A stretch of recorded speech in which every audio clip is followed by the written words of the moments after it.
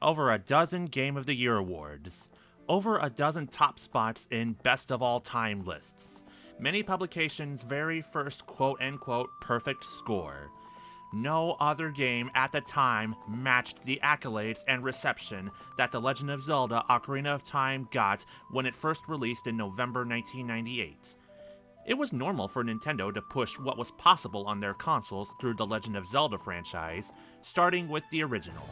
Released in 1986 in Japan as a launch title for the Famicom Disk System. Designed by Shigeru Miyamoto and Takashi Tezuka, it was developed alongside Super Mario Bros. And meant to be a more complex experience compared to the more linear Mario. The Legend of Zelda borrowed heavily from Miyamoto's own childhood and fantasy literature and movies. With each new addition to the Zelda franchise, there was something new and different. Nothing felt too overly familiar or same old same old. Miyamoto even recruited new staff members to work on the sequel to The Legend of Zelda, The Adventure of Link, written by Tezuka, who had also helped write the original Legend of Zelda. Tezuka would go on to direct the next two Zelda titles, A Link to the Past and Link's Awakening. Adventure of Link, A Link to the Past, and Link's Awakening would each add different motifs and plot devices that would shape the future of the Zelda franchise. Magic meters, multiple worlds, dungeon mini-bosses, and the significance of music in Link's journey. Later on, Ocarina of Time would expand on the innovations of the previous Zelda titles, as well as expanding the lore of the entire Zelda franchise. The development of Ocarina of Time, then known as Zelda 64, coincided with the development of Super Mario 64 and Mario Kart 64. Development of the game would end up costing over $12 million. Adjusted for inflation, that would be at least $21 million as of this video. Originally meant for the Nintendo 64 disk drive, Zelda 64 was moved to a standard game pack. But unlike other game packs, Zelda 64 was announced as having 256 megabits. This would be the biggest release in Nintendo's first-party history. It was even considered that the game would be mostly limited to Ganondorf's castle as a hub world with portal entrances to similar worlds, in a way that would be similar to how Super Mario 64 presented its worlds. The portal idea would be somewhat integrated into the Phantom Ganondorf boss fight in the game's Forest Temple. In order to help manage how ambitious the game would end up being, 5 directors would be added to the staff, each handling a different part of the game's development. The first was Toru Osawa, who was also responsible for the game's script alongside A Link to the Past and Link's Awakening scriptwriter Kensuke Tanaba. Osawa was responsible for scenario directing, basing his work on some of the ideas for the game that Miyamoto himself had. Osawa had previously worked on the script for the Famicom Detective Club games. Eiji Aonuma was responsible for the game's dungeons.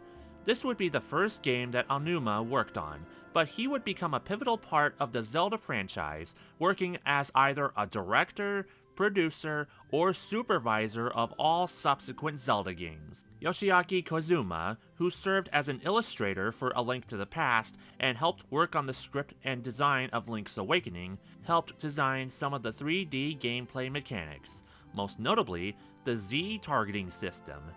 The Z targeting interface was originally more generic, but was changed to that of a fairy hovering over whatever it was that was being locked on. In development, this would be known as the Fairy Navigation System, which would inspire the name of Link's traveling companion, Navi. Finally, Yoichi Yamada and Toshio Iwawaki. Yamada, who got his Nintendo career started as a programmer for Yume Kojo Doki Doki Panic, the game reskinned in the States as Super Mario Bros. 2. His first Zelda game was A Link to the Past, and since Ocarina of Time as the game's program director. He has been a programming director on every 3D Zelda title. Yamada's first Nintendo game was also his first Zelda game, Zelda 2: The Adventure of Link. He worked on Ocarina of Time as the game's memory director and has been involved in nearly every major Zelda release. Assistant director Makoto Miyanaga was inspired by chanbara, the sword-fighting subgenre of samurai films. It took over 100 people, some with stunt experience, to authentically capture that style of sword fighting for the combat in Ocarina of Time, which would become a standard for all of the mainline 3D Zelda titles. Miyamoto's vision of the game was something that would be more cinematic than any of Nintendo's previous releases. All of the cutscenes in the game were done entirely using the game's engine, with the coding from Takumi Kawagoe. During a time where pre-rendered videos helped other games tell their story, all of Ocarina of Time's cutscenes were not pre-rendered. They were all done in-game to preserve the smooth transition between story and the gameplay. Koji Kondo would serve as the game's sole composer after already composing the original Zelda and A Link to the Past. This would be Kondo's final game that he would score entirely on his own, as he would be joined by other composers for the future games he ended up working on. The ocarina, the biggest plot device of the entire game, was integral to the entire score. It was tough for Kondo to come up with the ocarina melodies with only 5 notes, but it ended up sounding natural to Kondo, and the success of Ocarina's incorporation into the plot and the gameplay significantly boosted sales of ocarinas, and the world would see a surge of ocarina performers. Ocarina of Time would be released in November 1998 in North America and Japan, and then a month later in the rest of the world. The game would be re-released in 2002 and 2003 for the GameCube as part of the Legend of Zelda Collector's Edition compilation set, available as a pre-order bonus for The Legend of Zelda Wind Waker. This collection also included Ocarina of Time Master Quest, a more difficult version of the game that was originally planned for the Nintendo 64 disk drive until it got cancelled due to the 64DD's commercial failure. Ocarina of Time would get a full remaster on the Nintendo 3DS in July 2011 under the title Legend of Zelda Ocarina of Time 3D. This remaster would include updated graphics, updated frame rates, new modes, the Master Quest, but would intentionally keep some of the bugs that were found in the original release as a way to release Ocarina of Time on the 3DS as fans of the original Nintendo 64 release remembered it. The Legend of Zelda Ocarina of Time continued the franchise's way of pushing Nintendo hardware to its limits. It was Nintendo's most cinematic game, it remains one of the most beloved titles in the franchise, and it used music as a plot device in a way that previous Zelda titles couldn't achieve and would start a trend that future Zelda releases would follow. Ocarina of Time also set a standard for how 3D Zelda games were presented, leading to debates over the years as to which 3D Zelda or which Zelda overall was the best. Regardless, Ocarina of Time still remained one of 1998's biggest and most successful releases. It could also be argued that Ocarina of Time remained one of the biggest, most successful, and one of the most important releases of the 90s.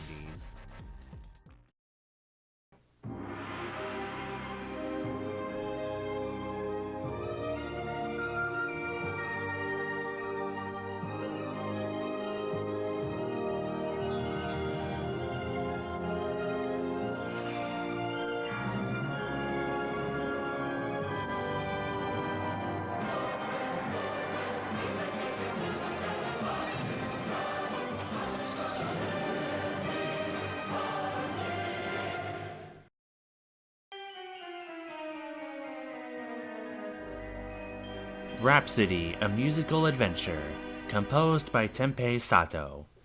If the title of this game didn't give away what kind of game this is, and what kind of soundtrack you were getting with this game, maybe this clip will clear things up.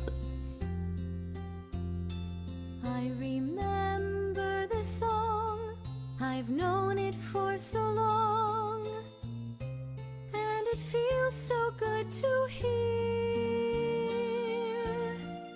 Sounds a little sad but sweet just the same. Lovely melody. This is literally a musical role-playing game. Instead of cutscenes advancing the story, the plot is advanced through song. I can no longer hold it back. My heart is filled with love. The feeling of love for you. I can feel your precious heart holding your hand in mine. I feel the special love we have.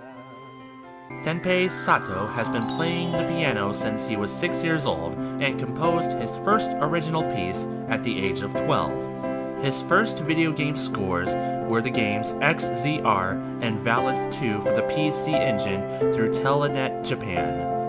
He hopped between gaming companies, including Nippon Ichi, where he made a name for himself with his work on the Disgaea games and their spin-offs. In addition to the musical numbers, Rhapsody stands out in the PlayStation's RPG library for its very cute settings and cast, easy difficulty, humorous dialogue, and fairly straightforward plot. In 2000, the game was translated to English, including the performances of the musical scenes, and localized by Atlas USA, known for another popular RPG series, the Shin Megami Tensei series. The localizers even snuck in an Easter egg to remind you exactly who published this title in the West. Atlas USA. Rhapsody could be viewed as the prototype for the kinds of games, stories, and characters that would come from Nippon Ichi titles. And although Sato had been composing for a long time, the music he composed for this game also serves as a prototype for what he brought to Nippon Ichi. As for the game itself, Rhapsody is a unique RPG, combining very accessible gameplay to what is normally considered a difficult, not-so-casual genre such as role-playing games, with the entertainment value of musicals.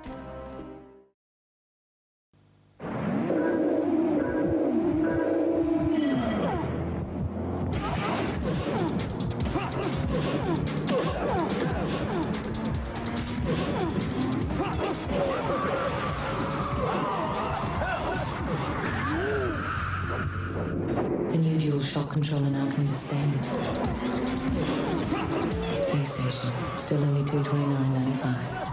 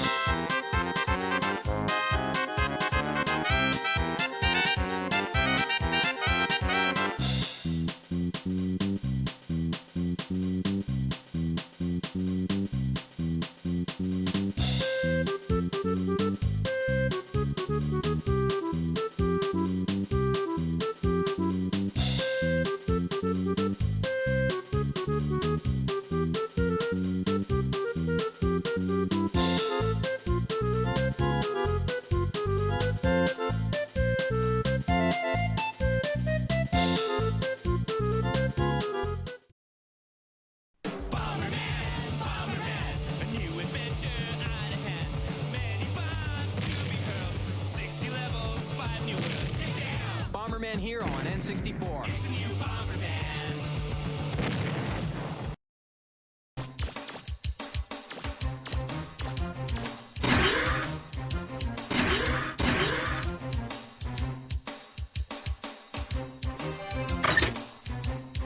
We're the Bonds. We're pirates. You better watch out for us. We're not gonna let you through. So there. We'll be in big trouble if we let anyone through.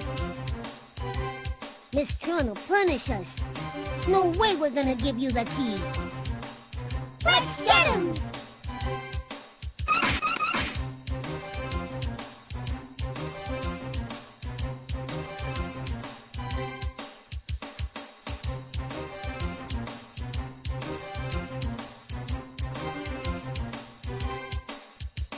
Mission start!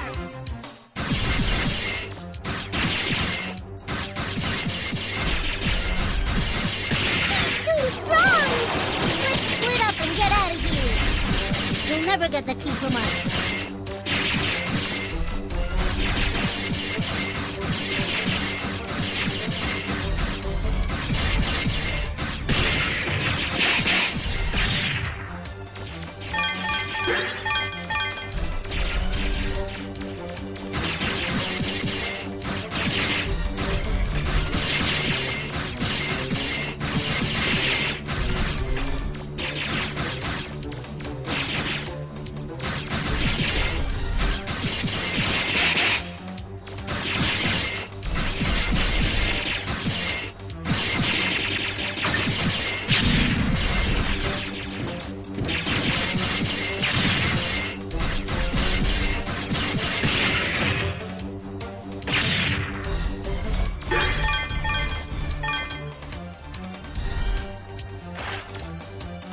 Mission complete!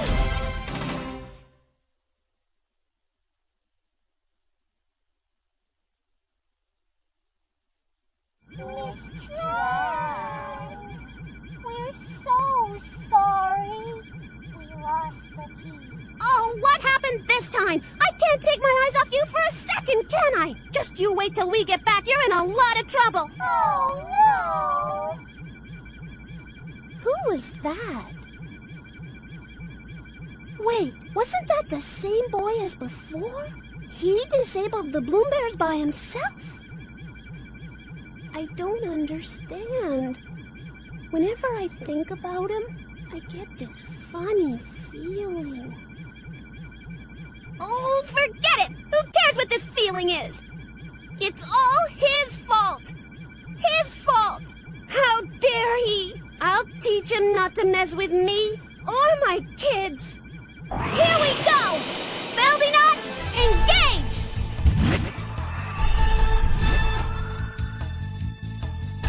Oh!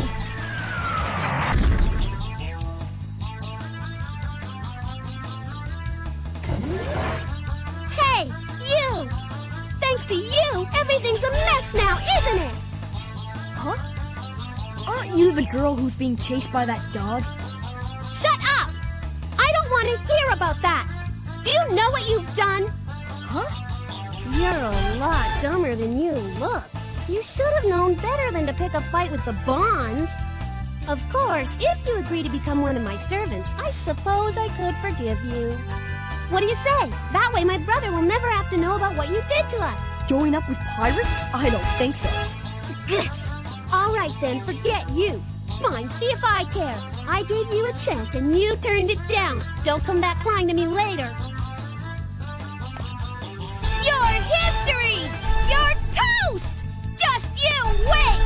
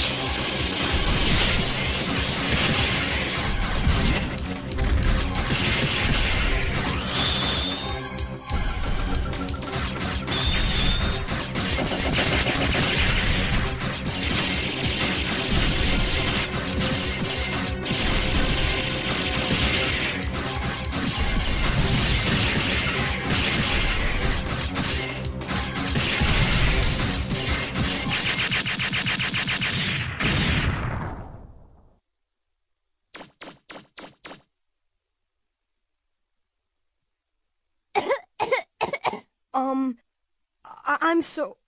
I mean... Not bad. You're stronger than I thought. I'll give you credit for that.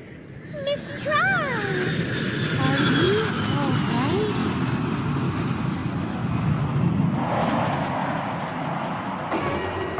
Get in, quick! Right. It's not over yet. Don't think you've won. Next time, I won't be so easy on you. I'll make sure you pay for this. Let's go! Roger!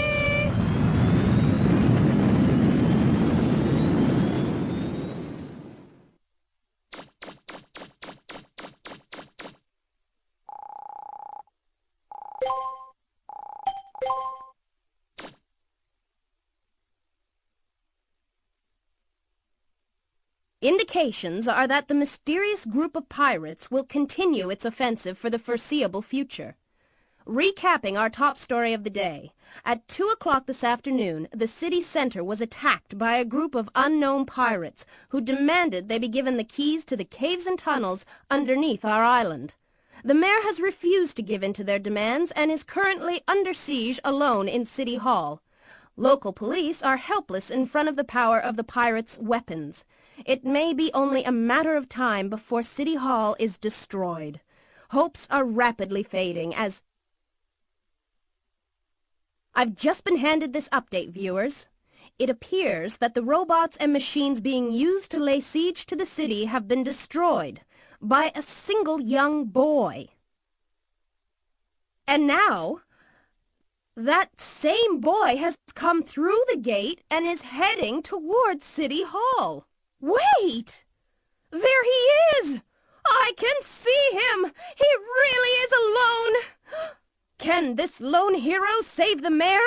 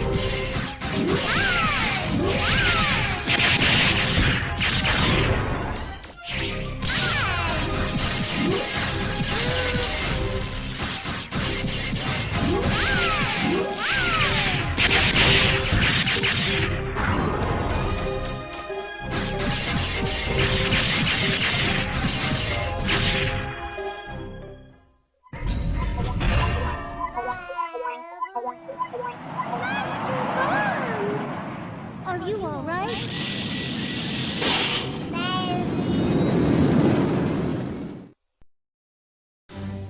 This is a straight hit and run mission.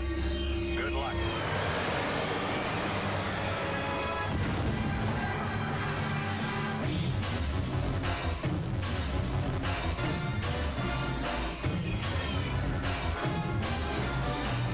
There's an Imperial storage base nearby.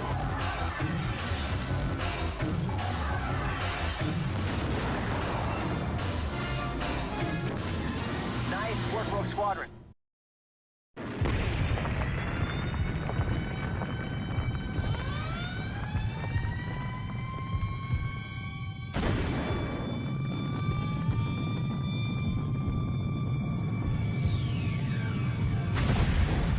Burning.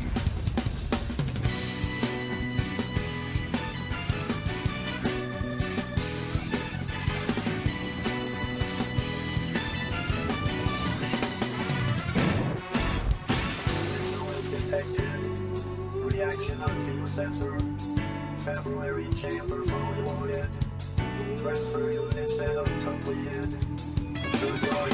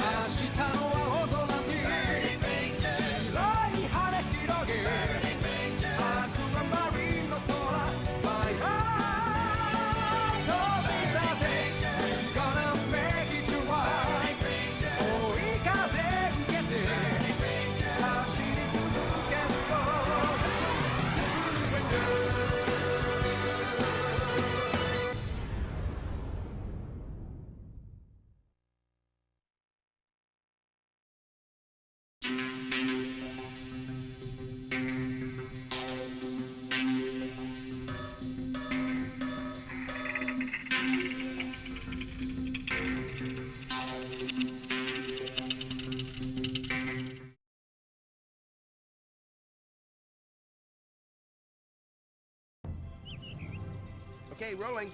Oh, it's been peaceful here in the Five Worlds, or is it 6? For a Dragon's Age. We now have 12,000 treasure, or is it 14,000?